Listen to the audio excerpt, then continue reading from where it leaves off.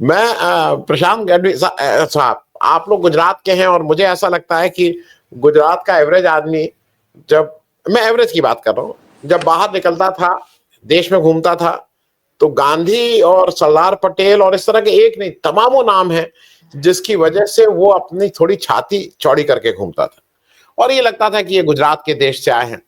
आज मेरे ही उस पे चैनल पे आप कितनी बार आपसे बात हो चुकी है, जब हम सब लोग ये बात कहते हैं कि भाई सारे गुजराती ये अमित शाह और मोदी नहीं होते हैं, चावल के इन कुछ नमूने को लेके आप सारे गुजरातियों को क्यों क्यों इस तरह का बात करते हैं?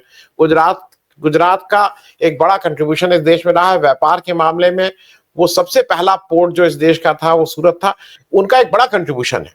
लेकिन दो लोगों ने गुजरात के बारे में ऐसा कर दिया, गोधरा से लेके अभी तक, कि हर गुजराती को बाहर जाता है तो उसको एक्सप्लेनेशन देने के बारे में, गुजरात देखो गुजराती है, देखो गुजरात से हुआ, वो कुछ अजीब सी चीज कर दी है। शायद मेरे ख्याल में इसलिए ये आवश्यक है कि गुजरात से ही ये सिलसिला शुरू हो, जहां से ये सिलसिला, जहां से ये शुरू हुई थी, उस गड़बड़ को ठीक करने का सिलसिला।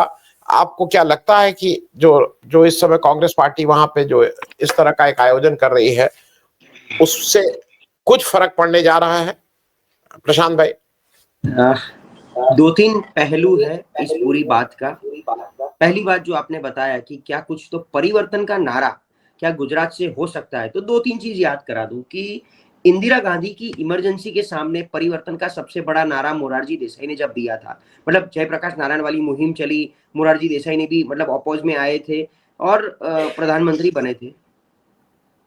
जी आवाज आ रही, अब बोलिए बोलिए। हाँ, नहीं मुझे लगा कोई कुछ कहना चाहता है। तो मोरारजी देसाई ने भी एक नारा, परिवर्तन का नारा चलाया था। यूपीए की सरकार के सामने परिवर्तन का नारा नरेंद्र मोदी ने भी चलाया, तो उनका भी एक दशक हो चुका है। तो एवरी रेगुलर इंटरवल पे एक परिवर्तन का नारा कहीं ना कहीं से उठना चाहिए, उठता है और उसकी एक इफेक्ट भी आती है। जिस तरीके से आपने आपकी प्रस्तावना में भी बोला कि देर आए दुरुस्त आए, गुजरात में कांग्रेस सोई हुई परिस्थिति में है, सुसुप्त अवस्था में है, थी, सबको पता है। पता नहीं दिल्ली में बैठे हुए कांग्रेस के मोड़ी मंडल को पता नहीं था, तो अचानक से राहुल गांधी ने जो हुंकार दी है यहाँ से और जो ऐलान किया है, आज से ठीक 1 महीने पहले आए थे, 7 या 8 मार्च को आए थे और सेम डे बात किया था कि मुझे पता है कि यहाँ के कांग्रेसी दो तरीके के हैं, एक तन से है, एक मन से है। मन से जो है वो कांग्रेस की विचारधारा से जुड़ा हुआ है, तन से जो है वो बीजेपी के मन से यहाँ पर रहा हुआ है और आधा बीजेपी हो चुका है। तो एक बात ये अच्छी है कि ये कांग्रेस में सब लोग जानते थे कि हकीकत ये है, पर ये हकीकत ऊपर तक पहुंची नहीं थी या ऊपर वाले बोलते नहीं थे, नीचे की आवाज ऊपर पहुंचती नहीं थी। और एक बड़ी बात जो मैं भी यहाँ पर लोकल न्यूज चैनल में हर रोज बोलता हूँ कि गुजरात में देखिए, आपकी चैनल पे जब आते हैं तो हमें मजा ये आता है, ऐसा नहीं है कि मोदी के विरोध कर रहे हैं हम, पर एक लेवल का कंपटीशन होता है, बीजेपी वर्सेस कांग्रेस या एनडीए वर्सेस इंडिया। हमारे यहाँ रीजनल में ऐसा है कि गुजरात में कांग्रेस पूरी मतलब न तो विरोध पक्ष में है, ना उनके नेतृत्व में उतना वो पावर है कि वो हमको एक ऐसी पावर दे कि हम यहाँ बैठे बैठे यहाँ की सरकार को भी चुनौती दे सके। तो आपकी चैनल पे ये बोलने में मजा आता है हमें कि यहाँ पर ये सिलसिला है। तो मेन बात कि कांग्रेस सुसुप्त अवस्था में जो है उसको जगाने के लिए अगर ये हुंकार दिया है और राहुल गांधी ने ऐलान किया है, और जिस तरीके से आपने भी बोला कि इसकी अमलवारी कब होगी, पोस्टमार्टम वाली या ऑपरेशन सर्जरी वाली, तो 1 महीने पहले बोला है, अधिवेशन की राह देख रहे थे। अभी देखना यह है कि ये सब आए, अधिवेशन हुआ, एक नई ऊर्जा देंगे, नीचे से कार्यकरों का पूरा मंथन, जो जैसे हम यहाँ बोलते हैं गुजरात में कि जो जैसे दूध की छाछ बनती है और छाछ को भी खूब हिलाया जाए तो नीचे से मक्खन बाहर आता है, और वो प्योर मक्खन जो खाने की सेहत में बहुत अच्छा होता है। तो कांग्रेस क्या वो मंथन करके अच्छा मक्खन गुजरात में से बाहर निकालेगी? क्योंकि जिस तरीके से अदर स्टेट में, मेरी दो चीज कांग्रेस को बोलना होता है कि जिस तरीके से अदर स्टेट में फैमिली में जब कोई प्रॉब्लम होता है ना, तो जो बुजुर्ग होते हैं, जो बहुत ही एक्सपीरियंस हुए हैं, वो फैमिली को बाहर निकालने का ट्राई करते हैं। जब कोई आपत्ति आ जाती है कि चलो भाई इसको ऐसे लड़ा जाए, इसको ऐसे किया जाए, और वो बुजुर्ग की ओपिनियन से, सलाह सूचन से, उनके एक्सपीरियंस के आधार पे अगर आज की पीढ़ी वाला युवान कुछ करता है तो थोड़ा सा बाहर आ जाता है। और हर स्टेट में कांग्रेस को बाहर लाने के लिए सबने ट्राई किया। आफ्टर 2014 राजस्थान में गहलोत, सचिन पायलट, वहां पर भूपेश बघेल है, यहाँ पर सिर्फ ये जैसे हुड्डा साहब के साथ क्या हुआ हरियाणा में, आप समझ सकते हो। डीके शिव कुमार कर्नाटक में थे। तो काफी सारी जगह एक मंथन से बुजुर्ग लोग ने ये पूरी मुहिम उठाई कि मुझे मेरी कांग्रेस को खड़ी करनी है, पर गुजरात में कांग्रेस में वो बुजुर्ग नहीं मिल रहे थे खड़ी करने वाले, इसलिए राहुल गांधी ने ऊपर से ये झंडा ले लिया कि अब लगता है मुझे ही कुछ करना पड़ेगा। तब जाके उनको भनक हुई, तब जाके उनके पास ये बात कान में आई कि यहाँ तो ये हालत है, 3-3 दशक से सरकार में नहीं बैठने का रीजन क्या है। तो ये रीजन उनके सामने आ चुका था। अभी रीजन क्लियर है, मतलब प्रॉब्लम डायग्नोस हो चुका है कि आपको ये डिसीज है। अब डिसीज की सर्जरी करो, पेन किलर लो, कुछ भी करो, खड़े हो जाओ। तो ये करने का सबसे पहला मतलब जो कोर्ट जो बॉल जो है वो कांग्रेस के कोर्ट में है, क्योंकि अगर इसके बाद भी कुछ नहीं होता है तो हम ऐसे ही चर्चा किए जाएंगे, गुजरात में भी किए जाएंगे। 2037 तक कांग्रेस गुजरात में सरकार सत्ता नहीं बना पाएगी, वो माहौल ही नहीं है, न जनता में माहौल है। हाँ, कांग्रेस को वोट मिलता है, यहाँ का वोट प्रतिशत 35 से 40% है कांग्रेस का, पर वो अभी भी इसलिए है कि एक जनरेशन ऐसी है जिसने कांग्रेस का शासन देखा है, कांग्रेस के शासन के बेनिफिट लिए हैं। अभी भी पेंशन पे लोग घर चला रहे हैं, जो पेंशन ओल्ड पेंशन स्कीम का कांग्रेस की देन का रहा है।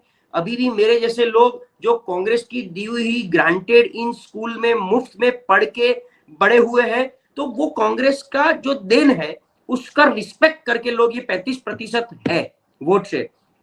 पर अगर इससे भी अगर दूरी हो गई, इससे भी अगर आप डिले होता है तो वो 35% भी घट सकता है। लास्ट टाइम का सिनारियो 22 का अलग था। So overall again Gujarat Congress के ऊपर आ जाऊं तो गुजरात कांग्रेस को बहुत ही बड़ी मरम्मत की एक जरूरत है थी। देखना यह है कि इसको कैसे करेंगे। आज अधिवेशन में पूरे देश भर में से कांग्रेस के नेता आए, एक बड़ी हुंकार राष्ट्रव्यापी दिया है उन्होंने, पूरे नेशन को ध्यान में रख के दिया है। जैसे कन्हैया कुमार बोले, सिद्धू की जो कमी थी वो आज इमरान प्रतापगढ़ी ने पूरी कर दी है शेरो शायरी के अंदाज में। बाकी लोगों ने भी बोला है, पर ये राष्ट्रव्यापी बोला है, गुजरात के परिप्रेक्ष्य में कम बोला है। हाँ, राहुल गांधी की चिंता है, वो 2017 में भी उनकी चिंता थी, लेकिन पता नहीं 22 में वो चिंता अलग से चली गई। 22 में भी जो राहुल गांधी और प्रियंका गांधी का यहाँ प्रेजेंस बहुत ही कम था, इतना नहीं था। 17 में अगर कुछ परफॉर्मेंस दिया था तो वो कुछ अलग वजह से परफॉर्मेंस मिला था। तो गुजरात कांग्रेस को खड़ी करनी पड़ेगी, उसके लिए दिल्ली में बैठी राष्ट्रीय कांग्रेस ने ये मंथन किया है, आइडेंटिफाई कर लिया है। सबको हिलाना पड़ेगा, नीचे से ऊपर लाना पड़ेगा, और खास करके यहाँ का टीयर 1 और देखिए हर जगह पर सत्ता आती है, जाती है, बनती है, बिगड़ती है, सत्ता का परिवर्तन होता है, लेकिन सत्ता से निकल जाते हैं तो वो लोग सरकार के टट्टू नहीं बन जाते हैं।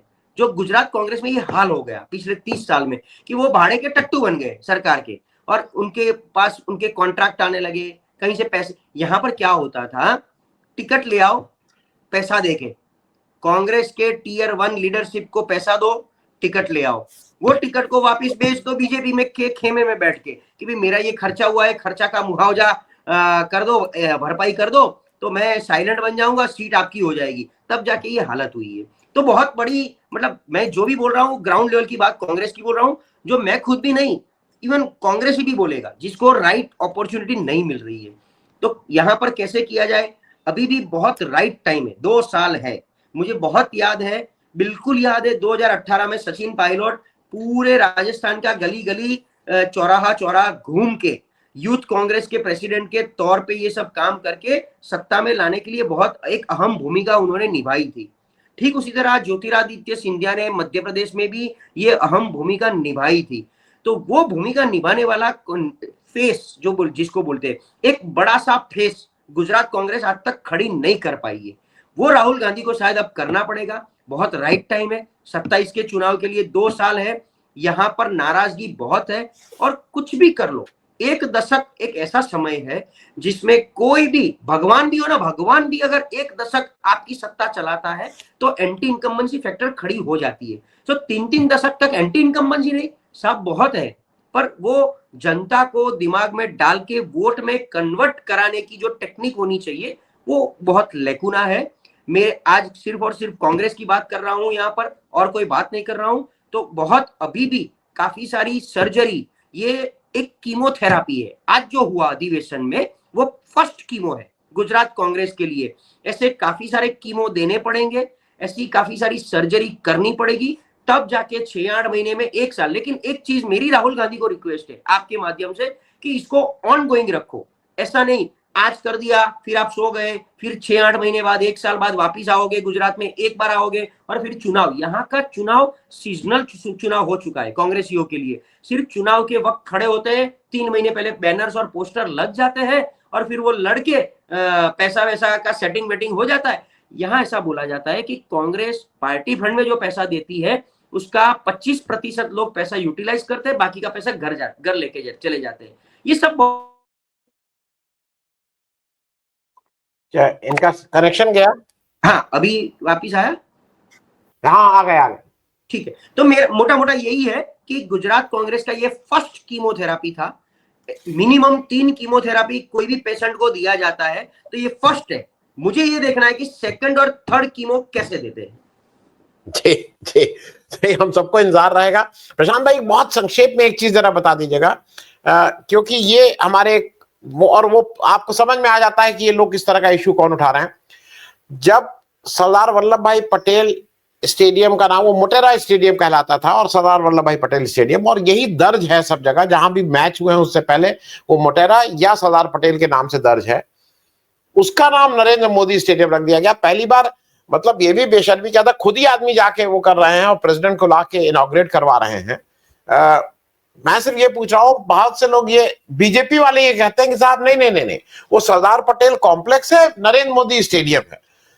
लेकिन मुझे कोई एक बार भी बता दे कि उस 2022 में जब ये इनॉग्रेट हुआ उसके बाद किसी पेपर कहीं पे भी जब मैच हुआ है तो कहीं पे भी सरदार पटेल स्टेडियम करके आया है, तो वो अगर कोई दिखा दे तो मैं आपसे सिर्फ पूछ लूं कि अब वो कहने को बाहर वालों के लिए है, जैसे आरएसएस ने बेईमानी का काम एक ये करती है, एक आरएसएस नाम की संस्था को रजिस्टर करवा रखा है जिसमें ना भागवत है, ना गोलवरकर थे, ना कोई है, वो ABCD है, कहती नहीं कि वो रजिस्टर्ड है। उस आरएसएस संस्था में कोई भी आरएसएस का व्यक्ति नहीं है, लेकिन बेईमानी करने के लिए एक इस तरह का कागज दिखाते हैं, ये देखिए वो रजिस्टर्ड है। तो क्या यहाँ पे वो सरदार पटेल स्टेडियम सरदार पटेल रह गया है? क्या उनके नाम से जाना जाता है, या ये महज बाहर वालों को बेवकूफ बनाने के लिए कि नहीं वही है? ये एक बहुत संक्षिप्त टिप्पणी, बहुत संक्षिप्त। एक बहुत बड़ा मॉल होता है और मॉल के अंदर एक ही दुकान चलती है, क्रोमा जैसे एग्जाम्पल, तो मॉल का नाम क्रोमा नहीं हो जाता है।